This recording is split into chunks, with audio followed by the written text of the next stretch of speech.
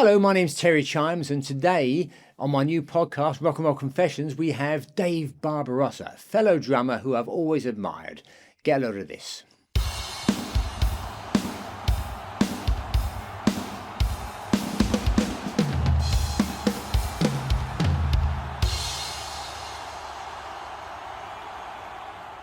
So, Dave Barbe, a fellow drummer. A fellow drummer. We're going to have a good chat now. Okay. We met way back in California. Yeah. I was with The Clash playing in this gig, and you were playing with us with... Bow Wow Wow then. It was Bow Wow. I wonder if it was Bow Wow, Bow Wow Wow, or Bow Wow Wow Wow Wow Wow Wow. Depends how much you drink. Yeah. Yeah. And I don't remember you at all because I was too busy looking at your singing, to be honest with you. Oh, But yes. Yeah. I know you don't take that personally. No, not at all. But it was an interesting band because they were very different, weren't they? Because Yeah, bass player was playing like, I don't know, flying up and down that fretboard. Yeah, he was Guitar player was amazing. doing something different. And you were like doing all kinds of Yeah. stuff. So interesting. It was quite a unique sounding thing. I mean, as you said, the bass player, Lee Gorman, he was a fantastic virtuoso musician. And, I had my thing and Matthew had his thing and Annabella had hers. And it came together. The chemistry worked, especially live. We couldn't write a song really.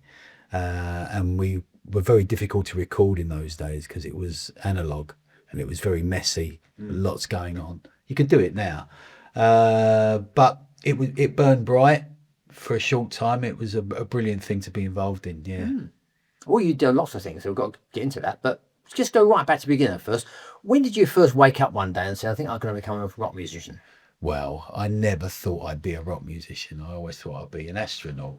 An astronaut? No, Yeah. no, I'm joking. Risky business. Yeah. There was a guy, a drummer called Lowell Geller at my school, a really great drummer he turned out to be as well.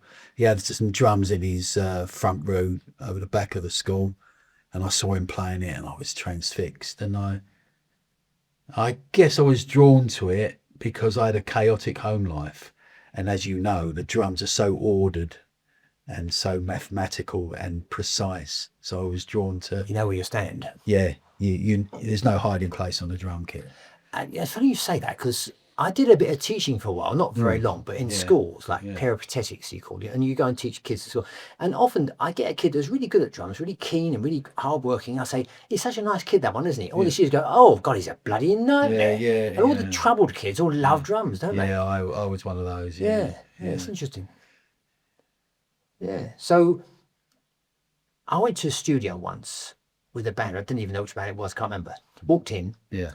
And we'd been there about 90 seconds, and he turned to me, the engineer, and said, "You're a drummer, aren't you?" I said, "Yeah, how do you know that?" He said, "I've been doing it a long time, I can just tell." Yeah. So ever since then, I kind of try and play the game to spot the drummer when a band walks in. Yeah. And you can usually get it, you know? Yeah. It's a miracle we aren't tapping this table to pieces. Yeah, most of it, they're vibrating all the time. Everyone else is just sat there, and they're like, interesting that. And now I try and guess the others. It's a little bit harder with the others. Yeah. And you can sort of guess them. Yeah. You know. But I mean, drummers have this reputation of being like real nutters and unreliable and drinking and, like Animal on the Muppets. But I think we are the most stable. We have to be. Everybody relies on us. I think the truth is that 99% of drummers give the others a bad name. Yeah. I'd say the other way. Yeah, they're often a problem, though, aren't they? Because so many bands say, "Oh, we've got this drummer you couldn't get on with, we've got another one, and we just couldn't find the right guy." It seems to be all cliche, that. Yeah, I don't know. I've got some good mates who are drummers, and they're all pretty reliable down the line guys. I think, like I said, the job is one of responsibility. We can't step in and out. We have to create the pace, the tempo, and then know that everybody else is relying on us. So maybe that's why we lose it after the show. I don't know. Yeah, and I know you've said that. I always remember going on stage. I could never stand it. You get on a stage, you're about to start, and then someone starts twanging away some stupid nonsense. And goes, "What are you doing? Shut up! We've got to do the gig." Yeah. You want to hit the audience while you've got. Exactly. Yeah.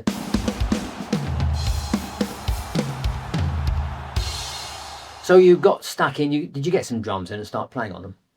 Yeah, I did. I had to leave school at 14, and I was asked politely to leave the To piss off. establishment. Yeah. So yeah, I was working as a messenger boy in the West End at this place called East African Airlines, and running around the West End, delivering like checks and telexes and all sorts of stuff you wouldn't have nowadays. And I went to Eddie Ryan's in Archer Street.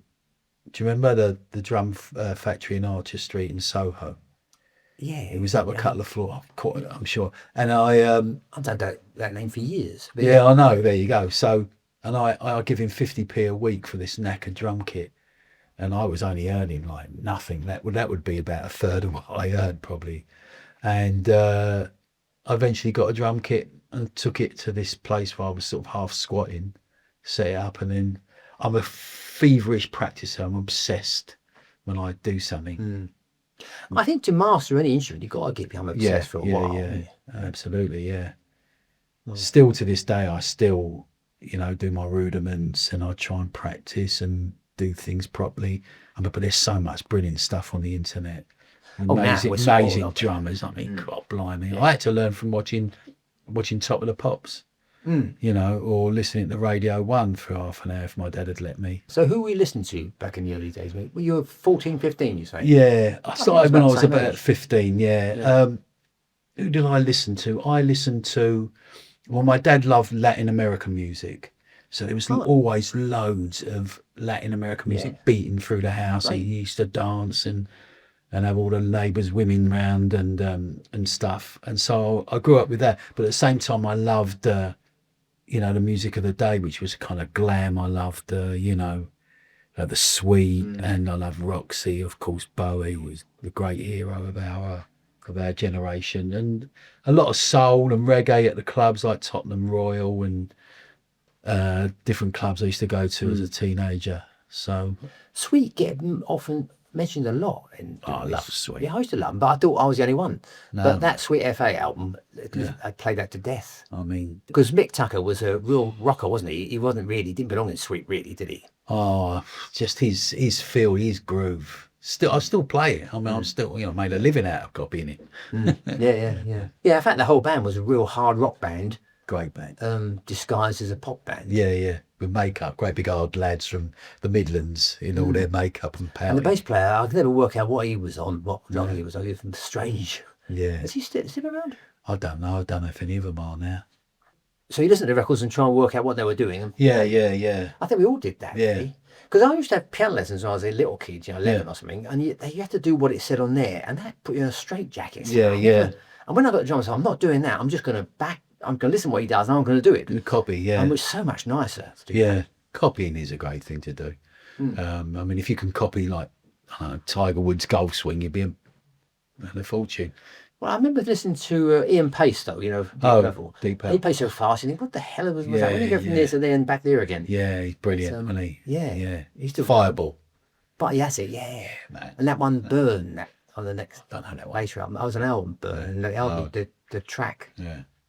He was just a fly round. Yeah, all through the verse. Brilliant, man. I saw it the other day, a thing on the news, that he met the Japanese Prime Minister, and she plays drums. Oh, right. And she's a big American, so she said, "You're my God." So I thought, if I can get him on here, I might get a discount on this and Micro. Yeah. It's going to be mum.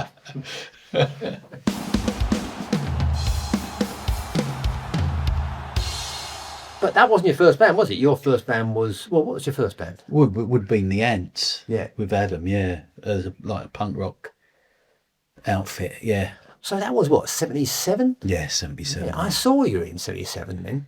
I remember he was singing away, and he got Jordan to come up and sing a song. Yeah, that's right. Jordan used to really come good. up with us. Yeah, it was crazy. Yeah. He's brilliant. He's a real singer-songwriter, pop star, the real deal. Well, he's a born frontman. Yeah, amazing guy. Yeah. So did you stay with them right through, or did you? No, well, that's the big schism was when he asked Malcolm to produce his video. Malcolm took a liking to us, siphoned us off, filled our head with dreams and other stuff, and gave Adam the elbow from his own band. Subsequently, Adam went on to be a multi-millionaire superstar, and we didn't. But but it was the right thing because I'd given like 3 or 4 years to Adam, and we made a great album, that Dirt Wears White Socks album. And Malcolm said, you can lead a band with your beats and your drumming and your personality. So he took you and then formed Bow Wow Bow Wow Wow. Wow. Yeah. That wasn't that long then, was it? It was quite quick. It seemed like an age. Yeah, getting it together. When you're rehearsing. Oh, we used to rehearse at the Clash's place at at Bernie Town. Roads. Yeah. Rehearsals. Yeah. That's it. So, yeah, because we used to see you guys around, I think. But Malcolm had us in there, sort of hot housing us with all this music he fed us to listen to and absorb. Yeah, he was a strange guy, wasn't he, Malcolm? He had all sorts of different ideas from the mainstream. He was more than a music business. He was a real artist, brain the size of a planet, fantastic raconteur, knew so much, but a real original thinker as well. Yeah, I had Adam first, and I had Malcolm. Two amazing, I suppose they call them mentors nowadays. Yeah. They're really two strong, driven blokes with amazing brains. So I'm very lucky to have them. So Bow Wow Wow, I remember with every band they seem to pick a couple of songs and keep playing those all the time, never playing any of the other stuff. And I think the same is true of you, isn't it? You had that Go Wild in the Country. Yeah, we had that and I Want Candy and a few other. Those are the two that you keep hearing. Yeah. They were the two biggest songs for us. We had this song C30 about home taping, which got to #1, but they pulled it. Was it BM? Was it the BR? I think it might. Was it the British Medical Institution? It was whatever the powers that be at the time when we were on EMI. It got to #1 and they pulled it out of the charts because it espoused taping from the radio. Oh. And so we lost our #1. Yeah, because that came out then. I remember the advert for some old dear saying, my son's a DJ. And she pressed a button and recorded him saying, and this is for my mum. And he kept replaying it again and again. So that was when it happened, wasn't it? It started. God, blimey, it's a long time ago. But so it was that one and that one. We had some other sort of top 20 hits. We had we have our songs are in quite a few films. The Mary Antoinette, we got 3 or 4 songs in that and different stuff. I mean, it still happens today. I'll still, get the odd check or whatever. Yeah, it's funny because I've got young kids now. So you're watching someone with them and one of your own songs comes on. I think, what's that doing there? It's really strange. It's timeless, the music we made back then. Timeless. Huh? So how long did it last, Bow Wow Wow? About another 3 years, but we got toured to death. We had these dreadful accountants and lawyers just putting us on the road and taking their cut, just outrageous. I think most bands worked too hard looking back. Yeah. I mean, everybody in Bow Wow Wow got really ill. Yeah, because if you do that, it inevitably explodes and that's the end of it. Yeah. If you just calmly said, look, go and have a few months off, relax, exactly, and then we'll get another tour together. I think the word calmly is not part of the lexicon of a rock and roll band that's happening. But it's bad management, isn't it? Really, shit. They're just skinning it for as long as they can while it lasts. Yeah. They see all the flaky people in the band, the businessmen. They go, right, let's put him out because he's going to be an addict. He's going to snuff it. He ain't got no, and that's what they do. And but dying is good for business, isn't it? I mean, I remember. Right at the beginning of the Clash, I said to the others, what we need is for one of us to die, then we'll become really famous. Not thinking for a minute it actually happened. I just said it for a laugh, but then it actually happened. God, blimey, that's bleak. So, did you enjoy being in that band? Was it fun or was it? Oh, it was brilliant. We just let off the leash all around the world. You know what it's like.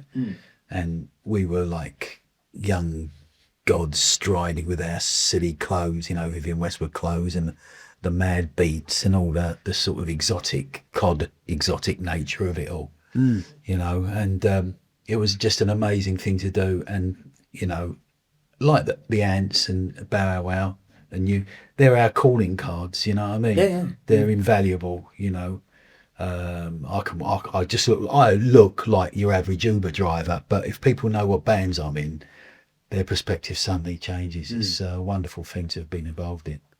So it just sort of blew up from overuse, really, the band, over... Yeah,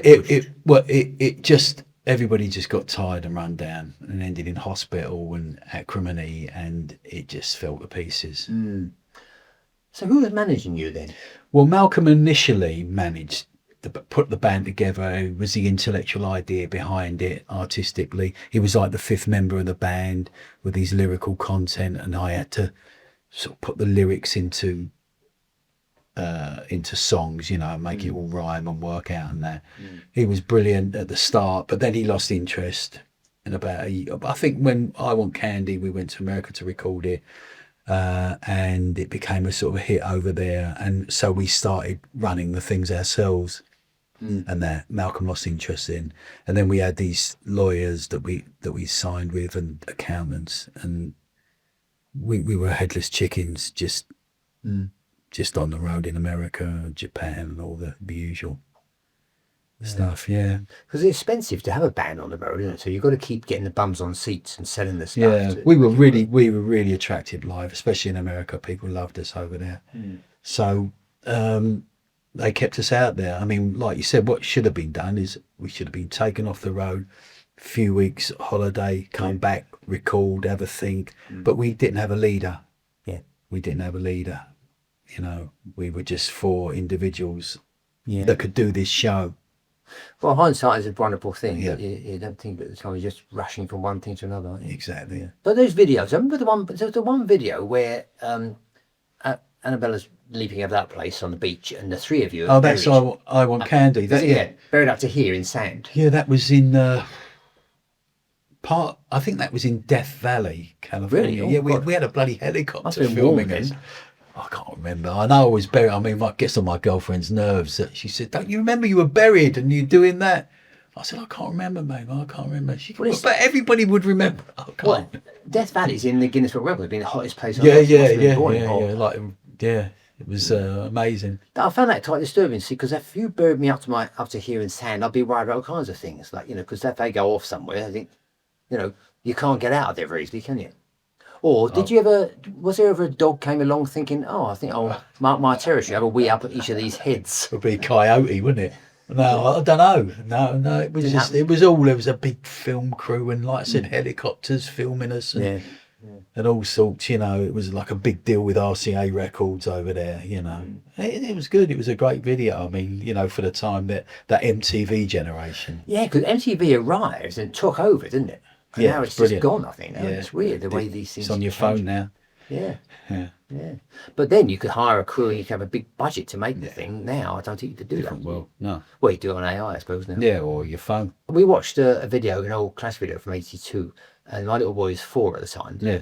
And he's watching it, and he said to me, "How old was Mummy when you did this?" So I said, "She was 3. He went, "Wow, you're way older than Mummy." I said, he hadn't realised that until then. It's funny. Kids are so funny the way they look at things. Aren't they?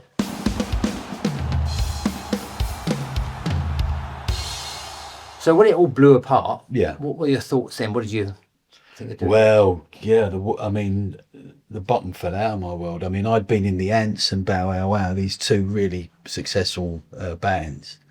And then sort of a few months after that, I was working on building sites, cabin, market research on the You're dole. in the real world. Yeah, man, I would just rock back into I think it's good to do that. Oh, yeah. It was, just now and again, just to see what's really going on. Yeah. Because after you've done that, you're always nice to people that are doing those jobs. Yeah. Oh, yeah.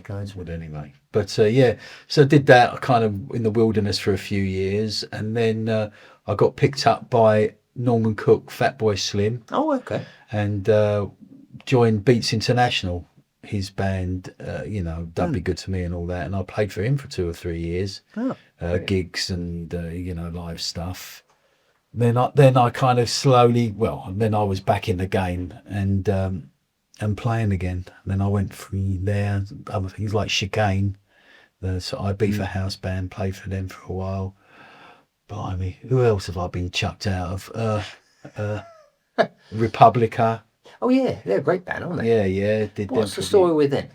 They're just a terrific band. They were kind of a techno producers that put a rock band together. And we did loads of touring in America again. And I think you did a good show live. Oh yeah, they were good live, and great writers and great producers. So it was kind of immaculate live. I did that for a few years.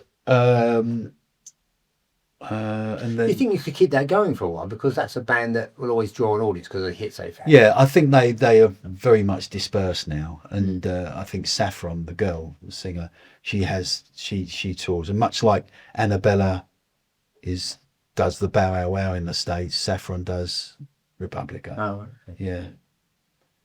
And everybody gets on. Everybody cracks on. Lee Gorman from Bow Wow Wow's got his own version of Bow Wow Wow. Has he? Yeah. So they're both in California, circling each other. Okay. Yeah, America's so big, and you just go round and round. Yeah. So getting back to Norman Cook, that must have been strange because it's all kind of very Yeah, that was electronic, isn't it? well. That was very lightweight. That was with DJs playing with decks. Yeah. Which I love doing. I mean, that's what I do now. Funny enough, ironically. So I did that for a few years. Lots of videos, lots of exotic travel. We toured Africa. Oh, with Blue Peter and the British. Blue Peter. Yeah, it was Blue Peter and the British Council. British Council. Oh. That's it. Yeah, Blimey. British Council. Yeah, that was crazy, and that was a great thing to do because it was. It didn't have all the angst and the menace of the punk rock scene. Yeah. It was just kind of lightweight, funky drumming. So that was all right. And then So it might be in line for a knighthood then one day. who? You. How do you mean? Or representing the British Council. British yeah. Council. Yeah. I'd vote for you. God blimey. So yeah, that then not chicane, sort of house music thing, a lot of European stuff. Republica, big American kind of rock thing, and just the Road and Gift after that for a while. Some other things I can't remember them all. It's hard to remember unless you really sit down and make a list, isn't it? Yeah. Or some people just play for one band their entire career and that's it. But this is probably more cost effective in terms of earning money, but a bit boring if you like. Oh, I couldn't do that. I was like that. I like changing. change. Yeah, I like new challenge, new stimulus and directions and different people. A few solo bands that never really got anywhere, but it's great for me because I love playing, keep my hand in. You want to know what I'm doing now? Yeah, I mean, I did an amazing album with John Dwyer, who fronts a band called the OCs in America, a huge sort of punk rock band. He called me and flew me out to Los Angeles a couple of years ago, and we did this album called Chime Oblivion, which has been an amazing thing to have done because he's a fantastic artist. He's up there with your Adams and your Malcolms as a great person to work with.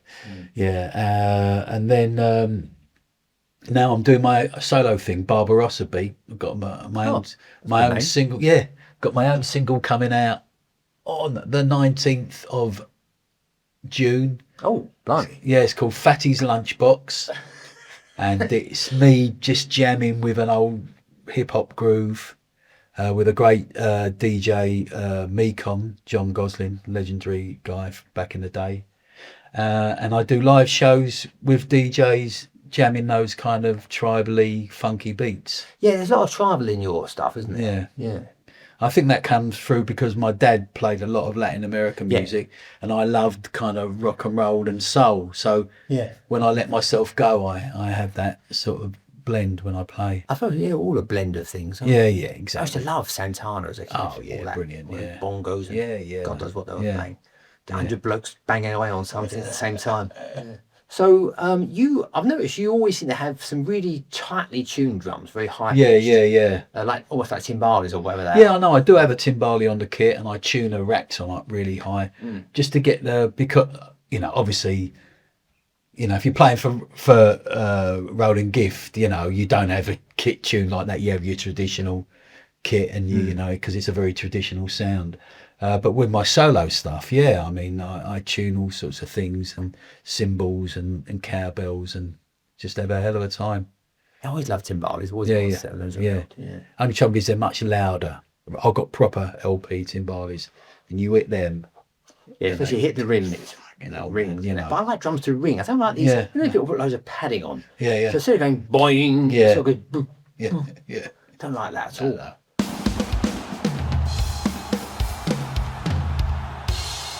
So you're enjoying yourself by the sound of it. Yeah. All kinds of stuff. Yeah, couple of books out, couple of novels. Oh, tell me about that. Yeah, well, I Novels. Yeah, I wrote a novel based on my my school days, childhood, about a character, a drummer who gets into a punk rock band and the journey and stuff. Obviously based on a lot of experiences I've had, but it is a story. It's a novel. It's called Mud Sharks, and it's being revised at the moment. Will come out in a few months, and my second novel, Mute, is out there.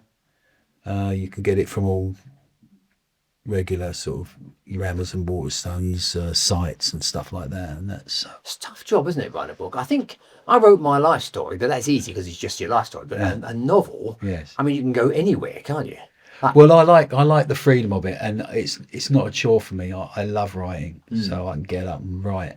It's never been a difficult thing for me. I mean, like the drums, like anything, if you love something and it's not a chore, you can excel in it. But the minute you're doing something you don't like, you might as well just fucking bin it, you know. That's why I'm doing the talking and he's doing the cameras, because I can't stand techie things that let you down. When it goes wrong, I think, right, get that and chuck it out the window. That's very much band mentality. Yeah. So, what's the second novel about then? Mute. It's not about a drummer. It's about a keyboard player who falls in love with a woman who isn't really what she seems, and he's in a band. That would never happen in real life, would it? No. And he's in a band with an addicted, extreme, beautiful singer who pulls the band to pieces and sacks everyone because he wants to do it digitally in the modern way. But it's all driven by insecurity and money and jealousy and ego. The names have been changed to protect the innocent. Yeah. Yeah. So that's what that's about, and it all kind of connects and disappears and connects again. So how does it take you to write a novel?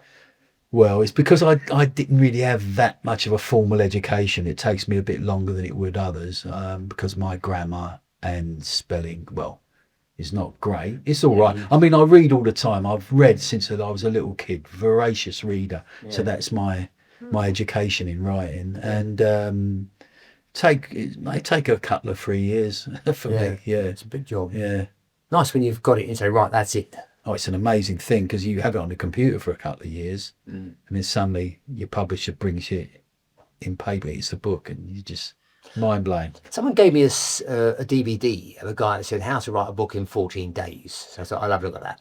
And it was actually quite interesting because obviously it would take longer than that. But his thing was, don't start writing because you'll go over there and meander around all over the place. Yeah. Just have an overall structure, what your themes are, what your sections are, and where you want to go with it, where you end up. And then you put into sections, and within sections you put your chapters and arrange them. Yeah. And then it's like painting by numbers, just fill it all in. Yeah, but that's for writing a book about something. I mean, a technical book or a book about a story. I can see that, yeah. But a novel, see, I'll watch a lot of whodanit stuff on TV. Yeah, great. Yeah. And then you're halfway through, I think, right, I bet he's been having sex with her and they've got a child. I imagine all kinds of different scenarios, trying to figure out which one's that. But if I was writing a novel, I'd have all these bloody thousands of scenarios. Well, I mean, there's so many ways of doing it that I've read. I've got some great people. Kathy Unsworth, a great writer who helps me with structural ideas, technical stuff. I mean, the way I see it is you have a huge block, a huge lump of clay or whatever, and you have a rough idea and you start making a shape in it, and then you edit and edit and edit until the finer points come out and it turns into something, you know. Yeah, I think someone said Michelangelo take everything that's not David and then you're left with David. Yeah, well, yeah. Well, easier said than done. Yeah, it's a slightly different level. But so I look at it as a big block of nothing and chip away and chisel away and see how it develops. But I do have an end game. I invariably have the stories in my head in milliseconds. I know where I want to go with it. Yeah, otherwise you'd be lost. Yeah. You're still writing it, yeah.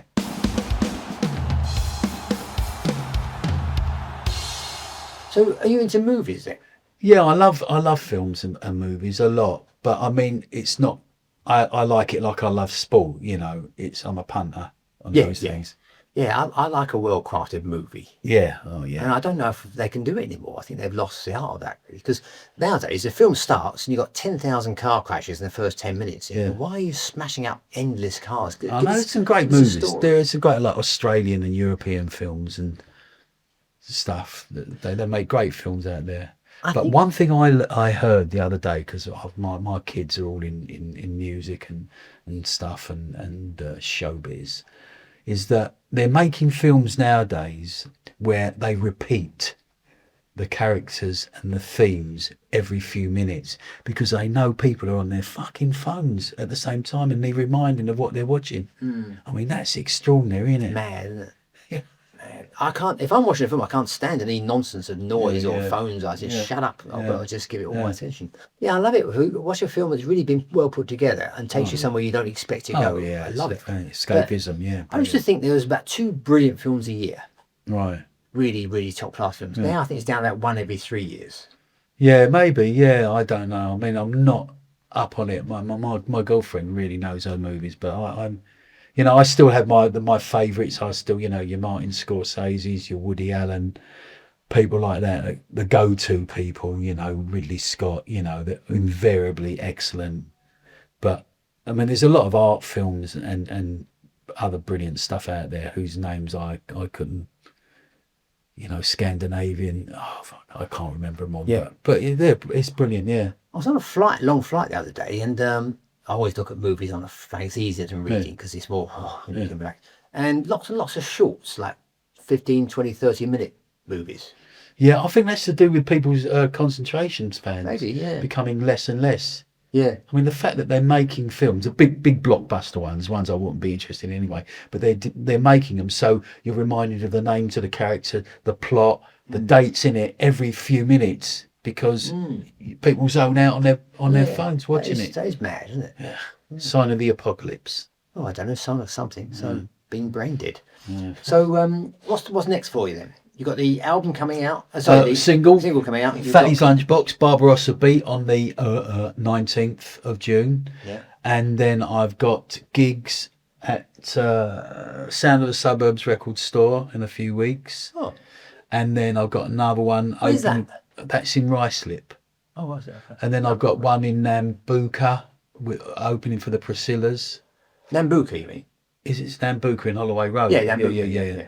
And then I've got Kendall Calling, big festival up there where I'm playing, also recording with Tim Burgess. Oh, yeah, right. Tim Burgess, a lovely bloke. He's given me this gig up there, and I'm going to record one of his big songs up there with him as well. So it's a doable thing. I just come up with the drums and a DJ, cheap date, and I play for 35 minutes, and it takes people's minds off a regular looking band, you know. Do you stop and remind them who you are halfway through in case they've forgotten because they're on their phone? Well, I've just got a big sign on the head. No. Yeah, you're getting the on sign for me to do one for you. Oh, that's really funny. Yeah.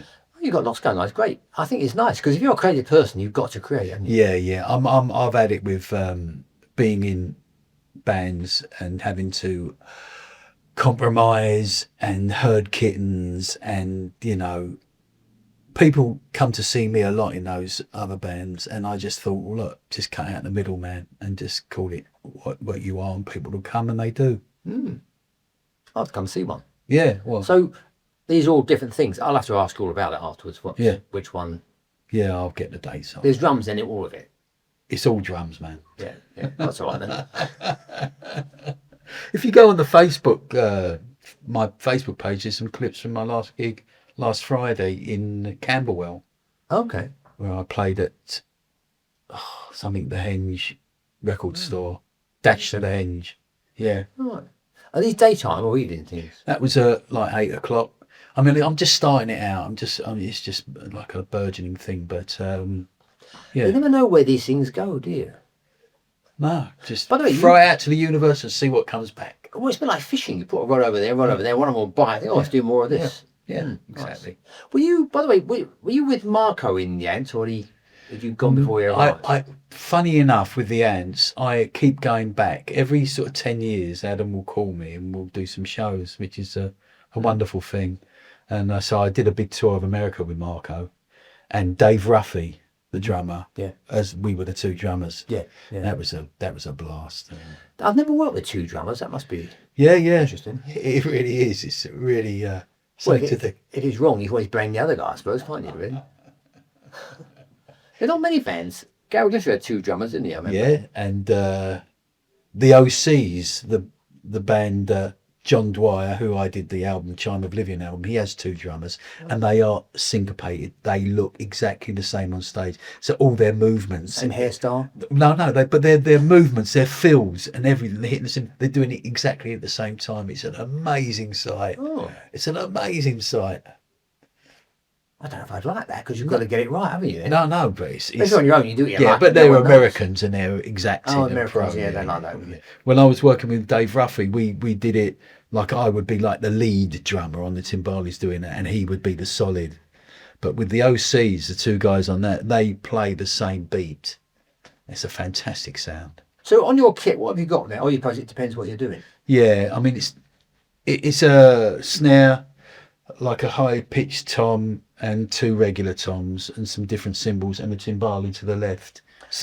Bang. I watched you playing on Bang. something. I don't know what it was, Yeah. and I thought, what is that? And you could never see it on the screen. No. Oh, it's a timbale you're playing, almost like another snare drum. Yeah.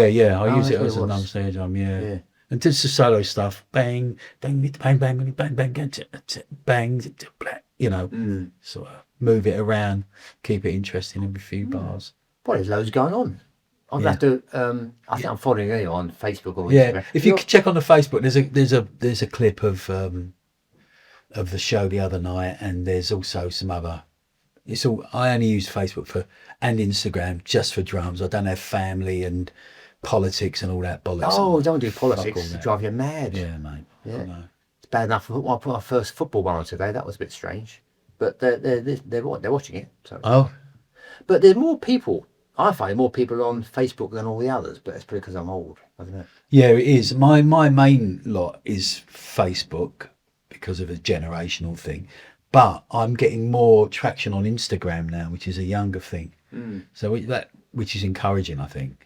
Yeah. Yeah. There's also TikTok, Yeah. which I'm on, which I just can't look at. It's just like the American. I mean, it's just like colour and racket and colour. There's no content on it. Well, Makes Instagram look like fucking, Rembrandt. Yeah, exactly. Yeah, with TikTok, I find when you put something on, it goes whooshing up. I think, wow, we're doing really well. And it goes, this suddenly gets there and it just crashes. Dead. Yeah, so you on TikTok? You know how to do it. I put the same video on everything, All but right. you get completely different. Different things. Yeah. In fact, the best one I did, these gay men that stick things up their bottom for a thrill. I imagine you're expert at that. I don't know, but if it Didn't expect that, mate. and if it goes past the sphincter closes and you can't get it out. So you have to go to the hospital and have an X-ray and have to find a way to get it out. Are you fucking serious? Yes, it's a thing. Everyone knows about this if it works in a hospital. So anyway, I put a picture of that on there. I did a very deadpan commentary saying, "I advise you not to do this because it's really bad for your health." And I got I think I haven't looked lately. It's about 560,000 views. Which is like, my photographer said, you should do one of those every month. I said, I don't think we know just for doing this. It's fucking mad. So you just never know with it what's going to go, what's not going to go. I put something really interesting on, then nothing happens, and that it goes bonkers. So we've got to look out for you then on Well, yeah. all these different I'm things. not going away yet. No, more novels, more. Yeah. I reckon you might end up doing some film one day. That's the next logical thing. You're doing music, you're doing novels. Go to a. Yes, well, we'll see. I'll put it out there.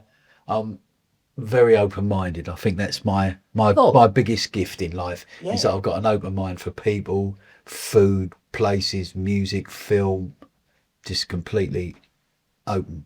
If it's shit, it's shit. If it's not, it's all right. Open-minded apart from putting things up at the bottom. Apart from that, you're very open-minded. Yeah, I'm not. Not a big fan of that. No, I can see that. Yeah, fair enough. Yeah, I understand. Lovely. Well, it's been a pleasure. Well, it has been a pleasure. Full of interesting surprises there. I can't wait to go back and look at it all now. You've got You've got some editing to do. some reading to do as well. Thank you so much. Lovely. Right. Let's see you. Cheers, sir.